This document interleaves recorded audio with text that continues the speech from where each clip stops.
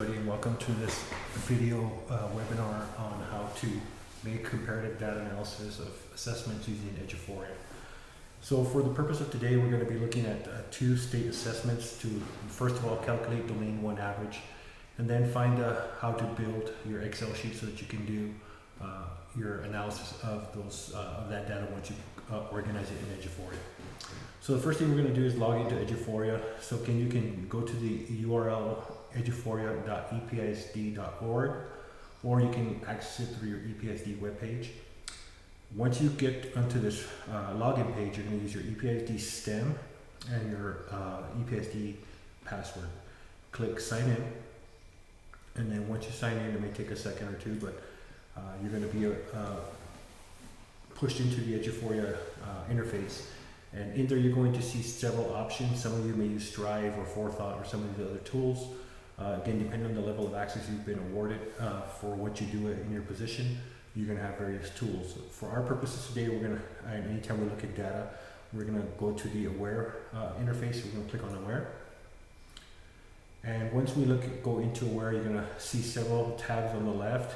For today's purposes, we're only going to work in the first tab, Analyze. And this is where we go anytime we want to look at data. We're going to then go on to this Quick Views and click on that. And it's going to open up the tree of folders and subfolders where all our data is housed in Eduphoria so that you can easily find your content that you're looking for. So in our case today, we're going to look at STAR Test. So I've clicked on STAR Test and I'm going to scroll down. And first I'm going to select the most recent administration. And I'm going to just select a high school social studies test because it's what I'm familiar with. You're going to notice that in my view, I have district access, so I have every campus. So in order to get to campus access, I'm going to double click on address. I'm going to use address as my example. And then I'm going to go back and click on, it's giving me student view, but I want to go back to campus view. Now, because you will not have district access, you will not have to do that step. But in case you do have district level access for some things, that would be the same process. The next thing I want to do is I want to show you up here on the top on these icons. These first two icons are very important. The first one, you'll see it's highlighted right now, so it's giving me the data, and if I hover over it, it'll tell me what the icon means. Okay, so it means where students are now. So that's great if you want to access data on just an assessment and see where your kids are now or your students. But if you're going to make comparative data analysis, most of the time you're going to want to look at where students were, especially if you're looking at 2 different years. Because as students come and go, Eduphoria is live with our teams, and so your data won't be quite as accurate if you go where they are now. So if you want to look at where they were, this takes the data to where the students were at the time the assessment was administered. So now I have Andrew's data, but I need to pull in my second assessment. So I'm going to come up here to Edit, click on the Edit option, and now it's going to open up a new interface. It's going to have 3 tabs. One says Tables, one says Columns, and one says Summaries. In the first table, you're going to see all these options of different tests that I could pull over. I'm going to go to the STAR Test, and I will tell you that you can play with this. One thing about Eduphoria that's great that many people don't know, you can pull things in, take things out, and you're not going to break Eduphoria. Once you select a new search for completing new test, it defaults back to the original. It defaults back to the original settings, so you can manipulate Eduphoria and play with it. I promise you won't break it. So I've selected the spring test from 2018, and I'm going to just bring it over and hover and put it right underneath the 2019. Now you can select any order you want first. Okay, personally I prefer to put them in sequence. So I'm just going to take the 2018-19 test and hover it over. So now it's 18 and then 2019. But again, that is just a preference. Then I'm going to click on the Columns tab, and you're going to see other information. There's really good information, but for the purposes of our analysis today, I'm not going to need raw score or percent score or scale score. So simply what I'm going to do is I'm going to take each of these and just drag them to the left, and they're going to disappear from my analysis. I don't need to know the date taken for my analysis today. I'm going to take that off, and then I'm going to come to the Summarize tab. In here, you're going to see where this is where a lot of times where you'll have your demographics or special pop groups that you want to look at for analysis. For some analysis, we're going to leave these or add or remove certain things, but for our purposes today, I'm not going to look at this. So I'm just going to come down here and click clear, and it'll remove all of them from my data. Now I'm going to click on Update, and you're going to see that my data has been provided, okay? And again, I just want to look at Andrews. I'm just going to double click at Andrews. I don't know why I gave me the other campuses. But again, when we work at the district view, sometimes we get different looks. So I'm going to click on the campus building, and here's my data for 2 years for Andrews, 2018, 2019. So in Eduphoria, I can see the data, I can organize it, but I can't do any calculations in Eduphoria. In order to do that, I'm going to have to take that to Excel. So what I'm going to do right now is I'm going to take the file to Excel by going to print, and then I'm going to export it to Excel. Okay, you're going to notice that I'm working in Google, so in Google my export file is automatically put here. If you're working in Safari or another browser, you may have to go to your download folder. I've got my Excel sheet open. You're going to see a couple of things that I think will help you organize your structures. So you're going to see that the first 2 columns already have the same information. So I'm going to come here and I'm just going to delete, right click, and I'm going to delete this column. So again, what I'm trying to do is organize my spreadsheet so it's not really wide and harder to view at a later time. So it gives me the total number of students, approaches, meets, and masters, and the campus level. I'm going to use this column here, and I'm going to rename it my domain 1. Domain 1. Okay, and then I'm going to do the same thing on the column over here on column K and call this domain 1. Okay, so what I'm going to do right now is I'm going to show you how to get your average for domain 1. So the first thing I'm going to do is I'm going to highlight the entire column, and I'm going to turn it from a general setting to a percentage.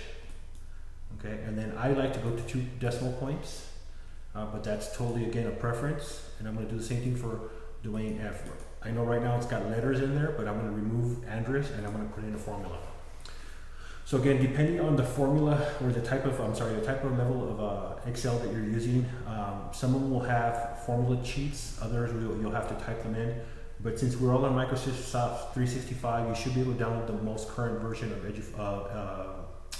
Excel.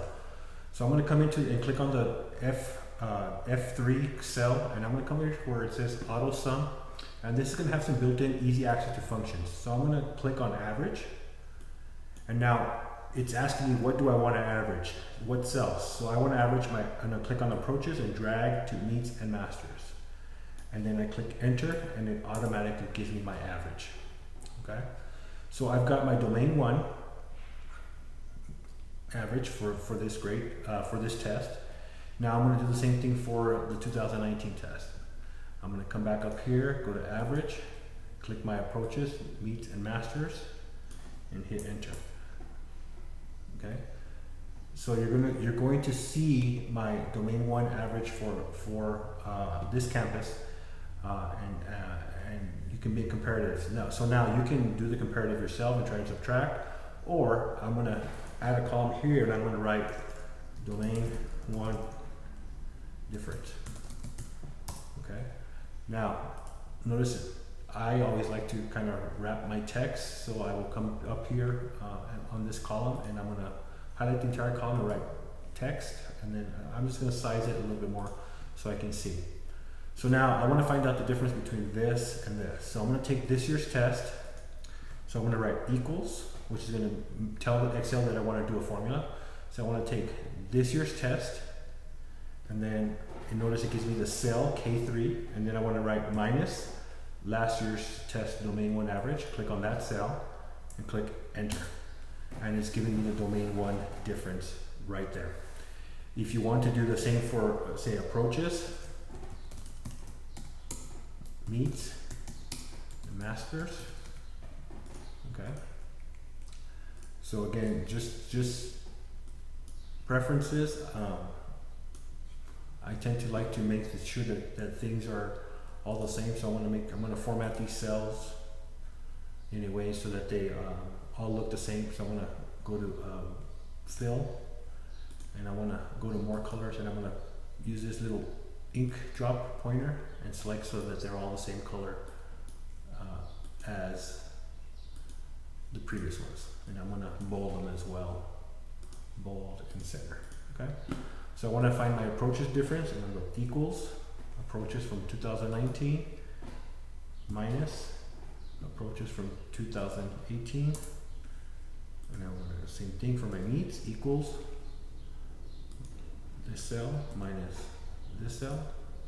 Okay.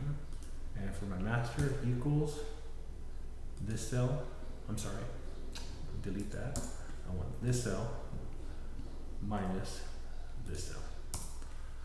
Okay, so right there I've got my approaches, needs, and masters difference, my domain 1 difference, and that's the simplest way that you can look at your domain 1 for each of these tests and find the difference. Now, one of the things you can also do is you can also pull up your scaling tool, and again, depending on what level you have, you're going to take, and I'm going to go ahead and open this file and bring this file into view so that we can see. So again, depending, I'm using a high school campus, so their domain 1 average is a 62 and a 61 for this year. So they, for this test, it would still be generally a A letter grade for this content. Again, it's just a rough estimate because we know that the TEA will take retester counts and test numbers, so it'll be slightly different. But again, this is just a good way to get an early gauge of where your campus is and start to make some comparative data analysis. It also lets you know whether you're going up or down in certain areas, and that lets you make instructional decisions based on what you want to do with the campus. So again, the scaling tool is provided for you by TEA. We have this set for you, and we'll provide this for you as well, so that we have the elementary, middle school, and high school domain 1 average breakdown to a letter grade. Okay, I hope this webinar has been helpful. As always, if you have any questions or need some support, please do not hesitate to contact us so that we can try to support you on your campus any way possible. Have a good day.